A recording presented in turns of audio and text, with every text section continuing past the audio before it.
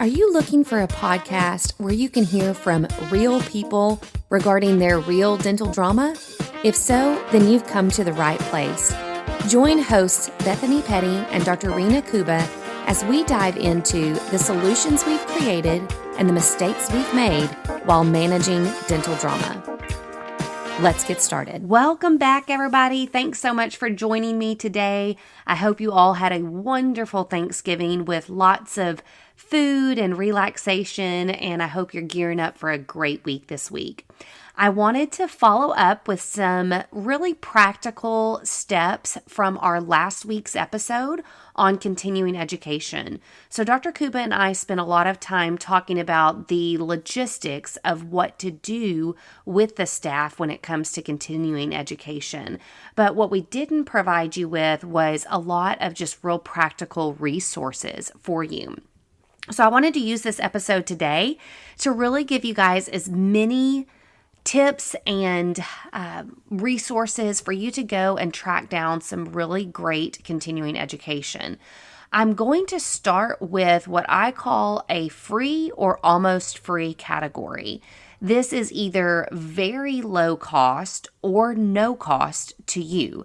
And I think that if you're on a tight budget, if you're a practice that's been hit with really hard times, a lot of my clients have been, and production isn't happening like it used to, the bills are more expensive than they used to, and funds are simply tight. First of all, I totally get that, and I would not want to encourage you to go on this big CE trip and put yourself in a position of trouble. I would much rather you look at low cost or no cost ways to be able to really inspire you and your team in some new area of education. So I want to start with that category, and then I'll transition over to things that could potentially cost a little bit more.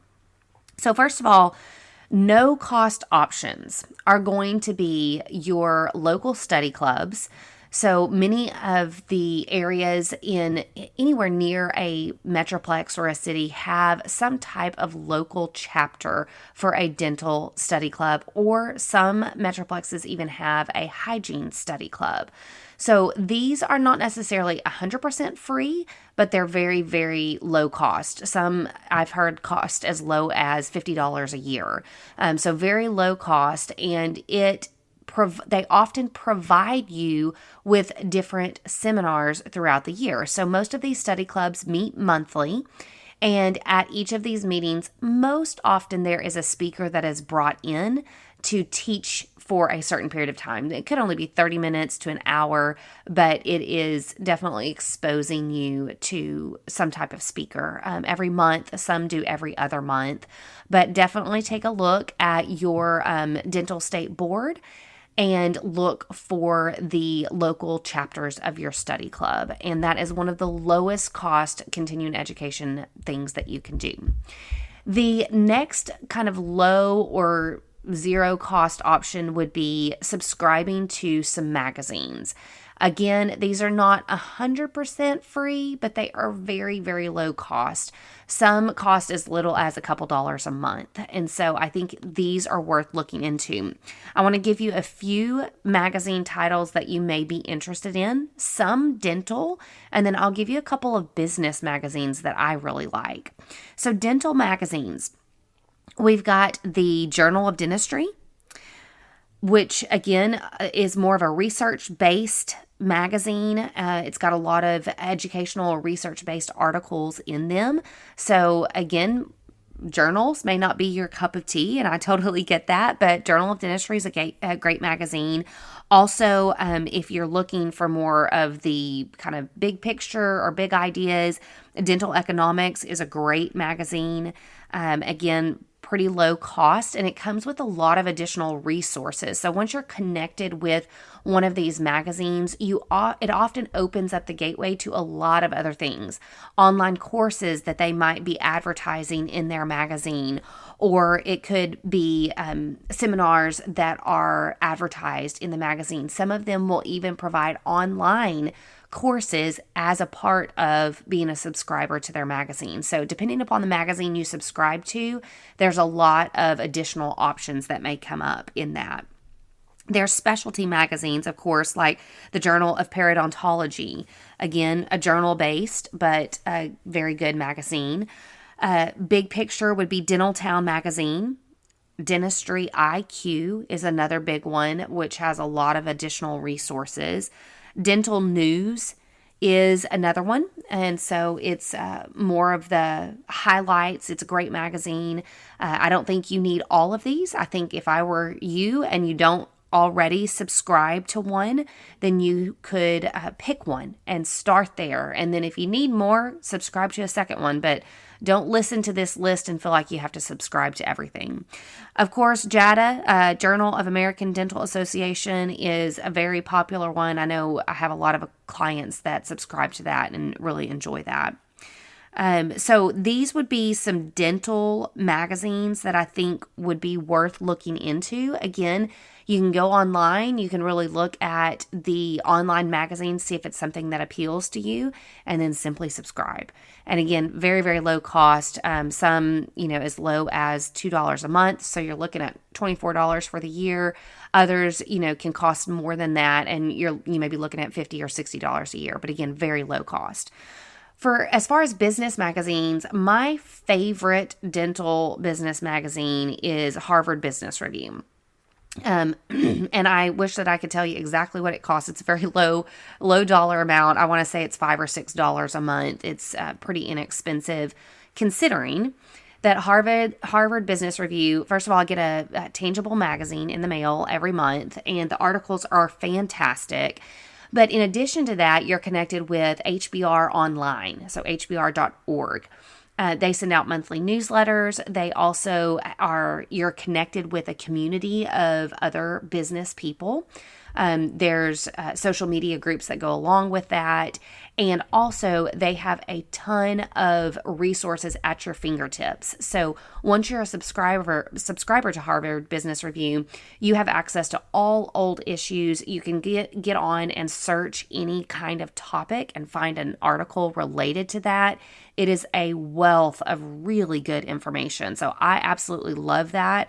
It's one of the magazines that I read every single month.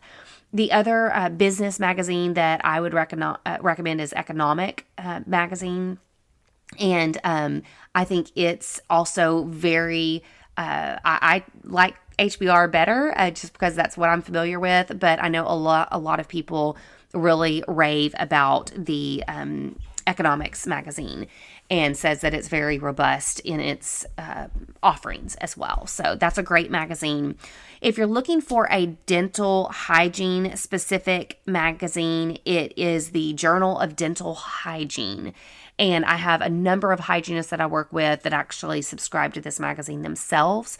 There's, new articles, also continuing education that's marketed in that magazine. So it's a really good resource for them. And then, of course, there's social media communities as well. So magazines are an incredibly cheap way of really getting some good continuing education. Not too far behind that are going to be books. I'm reaching over right now to grab my stack of books. I narrowed it down to some of my favorites. I have, if you were to ever walk into my home, I have shelves and shelves and shelves of books. So it was really hard for me to narrow down, but these are some of my favorites. So you can always read books as a form of continuing education. My challenge to you would be to don't just read the book for yourself. Get your team involved in reading books. The same thing can go for the journals, right? So if you're a subscriber to the journal, read those articles and then pick some out for your team to read. You can go old school, photocopy those and pass those out as an article and say, hey, let's read this and talk about this article at our next staff meeting. For books, you could have book clubs with your staff and do, monthly or every other month book club where y'all are all reading a book together. And then you've got a special staff meeting that's dedicated to talking about this book. It is such a low-cost form of education and inspiration that really, even if you have the money to go to continuing education courses, I still highly recommend a culture of learning in your practice. And reading articles together or reading books together is a great way to foster that. So I'll give you these book titles, and then I want to give you a few more ideas on how you can incorporate free information and education into your team. So book number 1 is called Word of Mouth Marketing by Andy Cernovitz. So it's Sernovitz. Word of Mouth Marketing. It's one of the books that I first read when I started my consulting firm 12 years ago, and it is fantastic. It talks about the power of referrals and how to get those referrals, and it's a fantastic book for your team to read in particular. So I would highly recommend that book.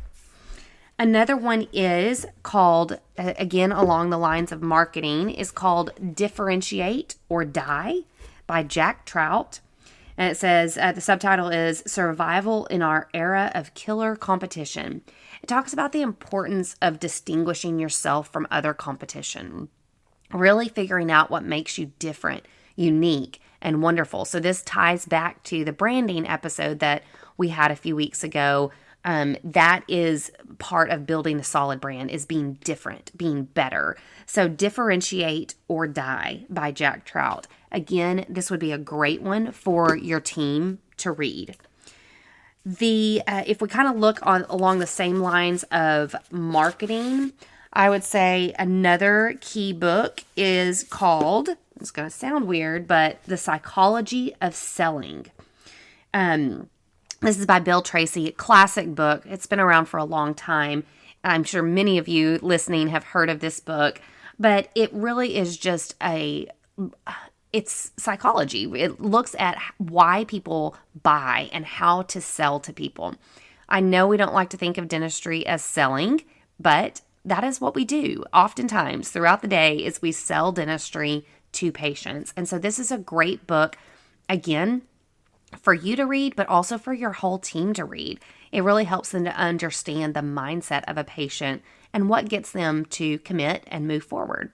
So, Psychology of Selling.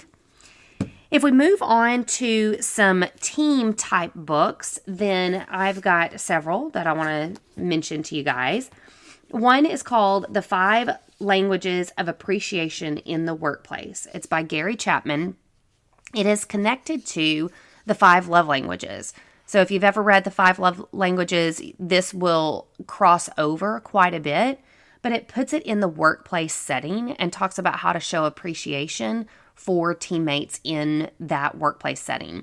Very, very good. If you want to double it up and read it along with the 5 love languages, that would be great as well, but it can stand alone completely on its own. The subtitle is Empowering Organizations by Encouraging People. So it's a really, really good one. Again, 5 Languages of Appreciation in the Workplace by Gary Chapman. So that would be a great one for your team to read. Another one is called Primal Teams. I read this one probably 2 or 3 years ago and absolutely loved it.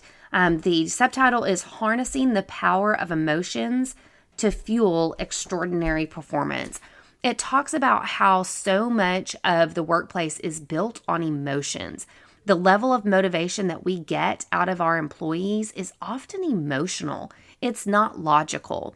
And so it really talks about how to light the fire with your team and tap into that powerful emotion to be able to really unleash the best in your team. So it's called Primal Teams. It's by Jackie Beretta. And it's a great one for you and your team to read together. If we want to kind of blur the lines between teamwork and then just self-fulfillment and self-improvement, I love the book. I had a client give me this book, and I absolutely love it.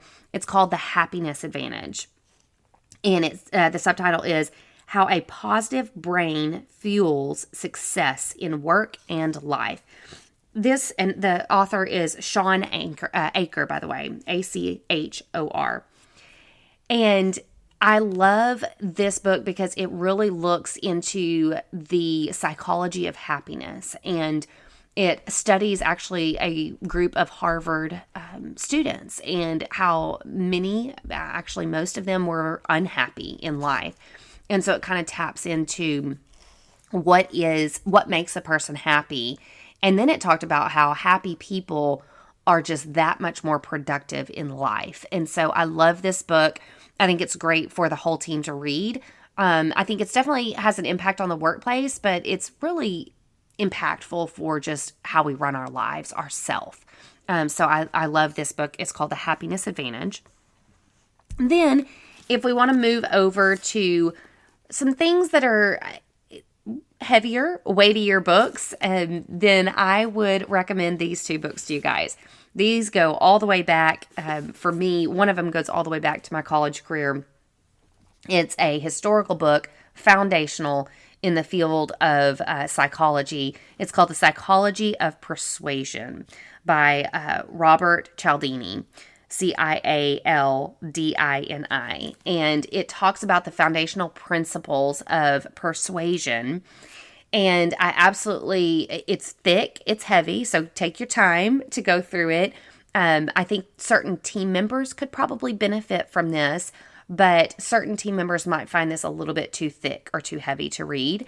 And so I would say if I were you, the doctor, I would read it myself first and potentially pull out sections to share with your team and do more of a Cliff Notes version, or rally in one of your super bright people to read alongside with you, and then she or he can pick out the parts that are relevant to the team. So Psychology of Persuasion by Robert Cialdini.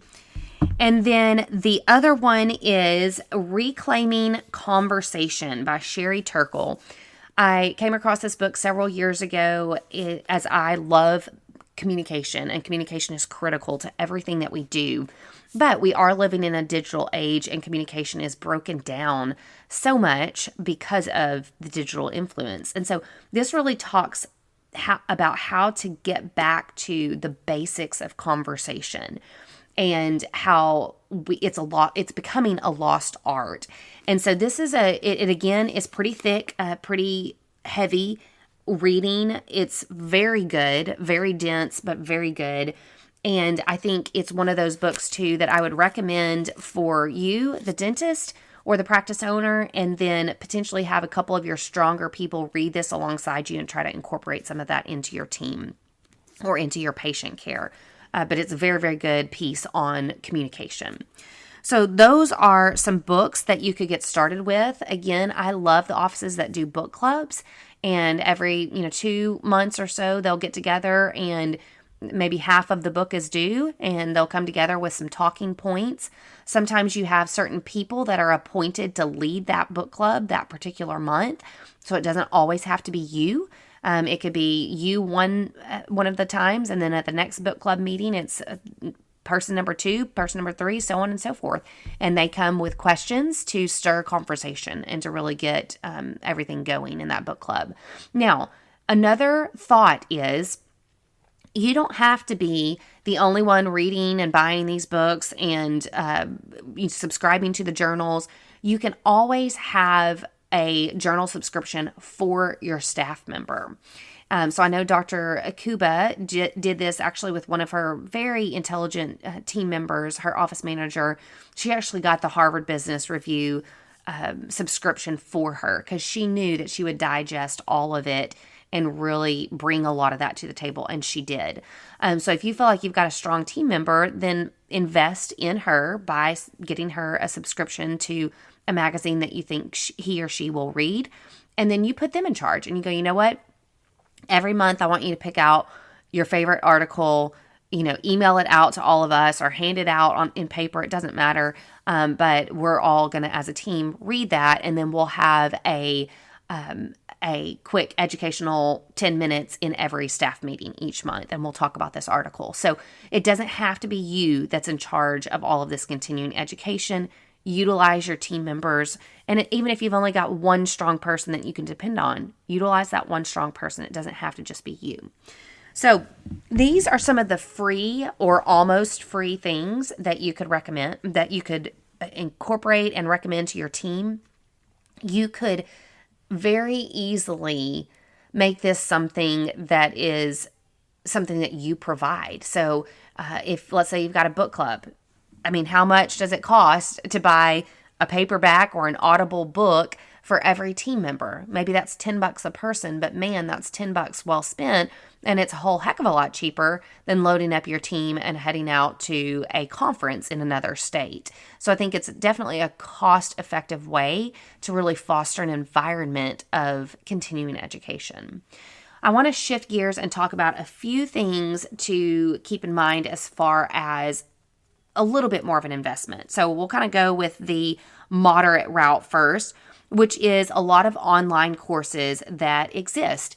And again, don't just look at the dental field. I would say you can look beyond the dental field and really look into things like communication courses or business courses that occur in an online medium. And so then it's very affordable and it's getting you a little bit outside the dental field. So I want to give you a few of those here. So number one, I'm actually going to start with non-dental first.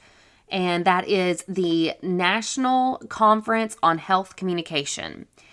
And it's a great conference, but they also have online options as well. So once they've completed a conference, they'll actually provide all of the seminars. You can purchase those. But then also they've got just regular everyday outside of the conference. They've got online courses as well. And I love organizations that really focus on health communication, because health communication is a much broader field than just dental. It kind of branches out to hospital care, physician care, all of that. It's a broad category. It was actually my second master's program was in health communication. And so it's a very broad category, very research based, very research heavy. So it's a very deep field of information. And so I love organizations that focus on health communication, because as a dental community, we are in the healthcare field. And so this is a very applicable to us, but we are often so kind of allured to dental conferences that we don't think about things like this. So yes, the National Conference on Health Communication is a great one to look into. And again, know that when you look that up, there's online options as well, so that it doesn't have to actually involve a trip if that's not what you want to do. There's several communication course companies.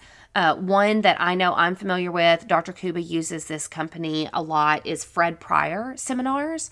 There is a wide variety through Fred Pryor of just business classes, business seminars. Those can be in person, those can be online, and they're normally accessible at all times. So some of them you sign up and it's live and in that moment. Some of them are in person, but some of them are accessible after the course is done, and you can go back and watch that on your own. So Fred Pryor is a great option to look into. It's especially good for your team as well. And again, I would advise either you or somebody that's very like-minded to you on the team to join as a business, and then you go through and select courses or content that you want your team to digest. And again, like Dr. Kuba mentioned in the last episode, have some type of self-study sheet, 3 things that they plan to implement, or my favorite tip from this course, the thing that I found least applicable to our practice, and what's the one thing that I want to implement tomorrow. So it doesn't have to be the top 3 things that you're going to implement, but some type of self-study sheet. The option is that they can turn in their notes as well, or at your staff meeting, if you've sent this person to a Fred Pryor course, whether online or in person, that person is then required to deliver a 5-minute report to the team. So you'll hear a lot of academic type descriptions as I talk through this, and that's because we are in a professional setting. Even if we do not have a team full of people who have been through college, we can give them a very academically rich or educationally rich environment. And doing something like, hey, I attended this 2-hour course and now I've got to give a 5-minute presentation on it, is very academic in nature. But it's also helpful that the whole team gets to learn through that person's performance, and it gives them some accountability on actually paying attention through that course.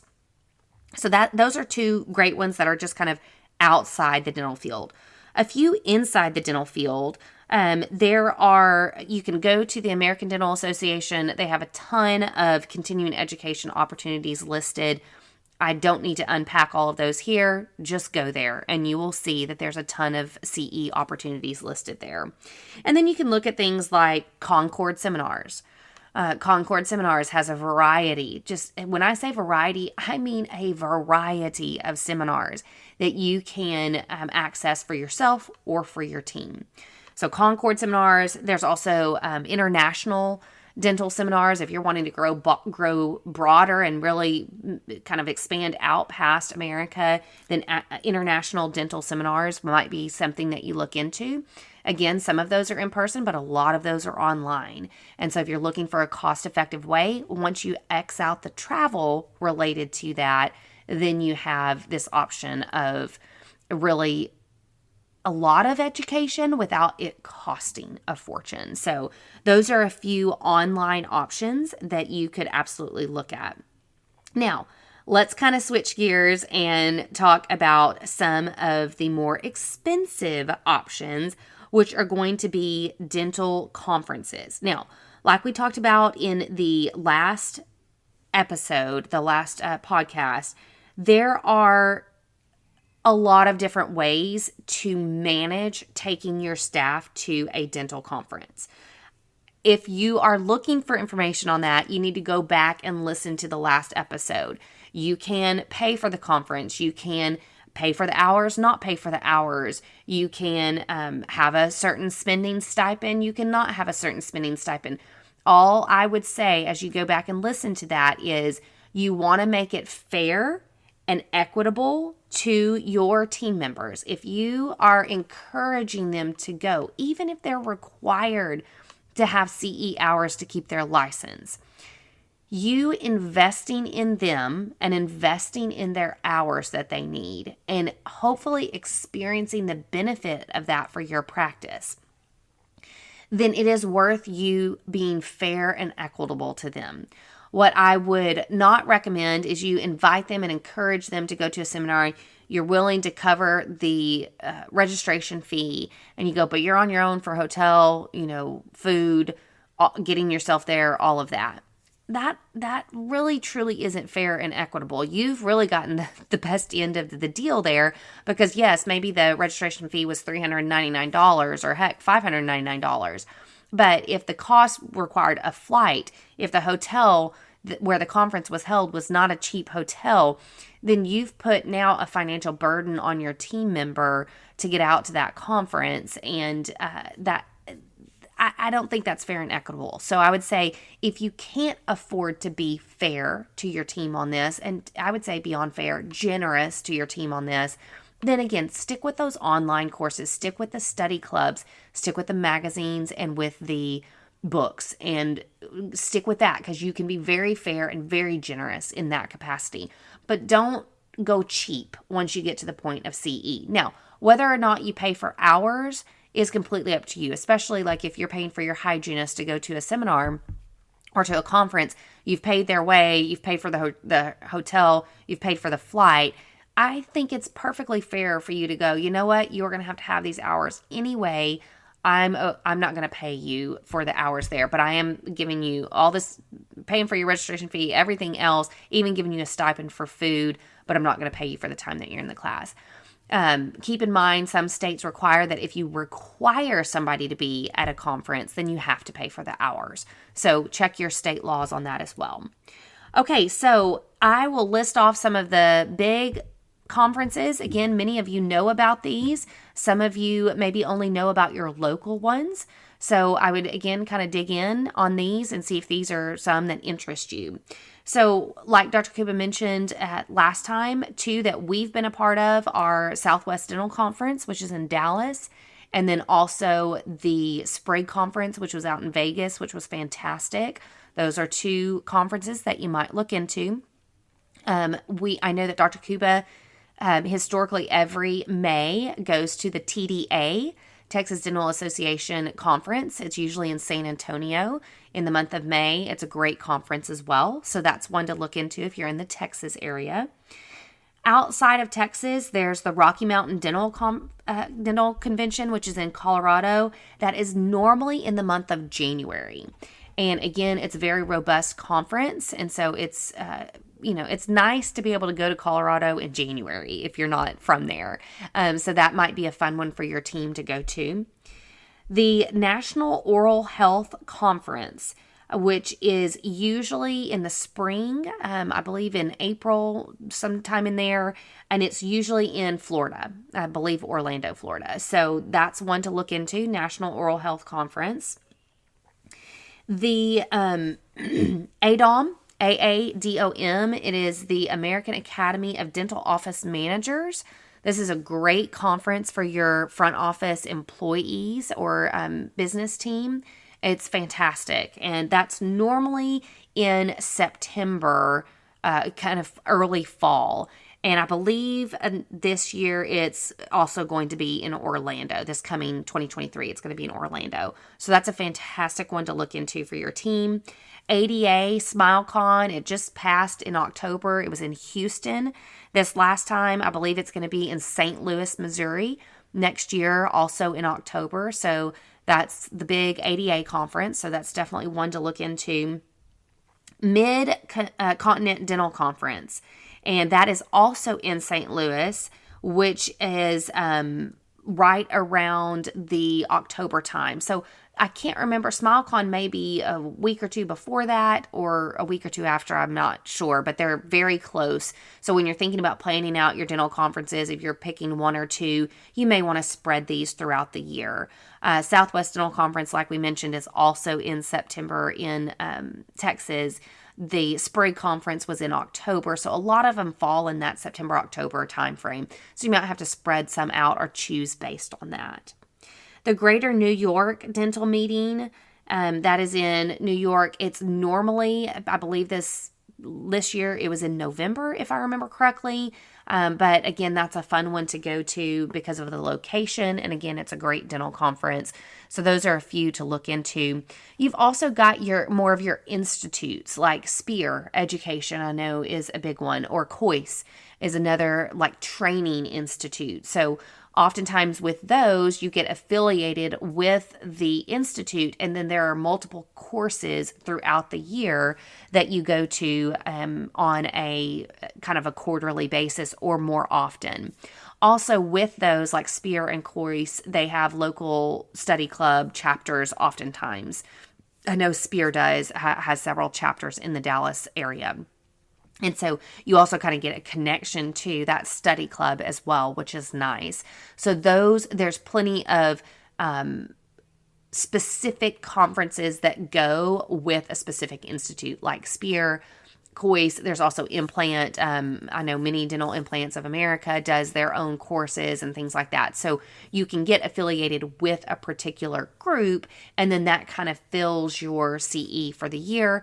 Also with places like Spear, I know has a ton of additional resources for team members. So you have access to their portal at all times and can look up just all kinds of articles and online education and things like that. So sometimes your continuing education can simply be connecting with one of those institutes, and then you've got all the CE that you need.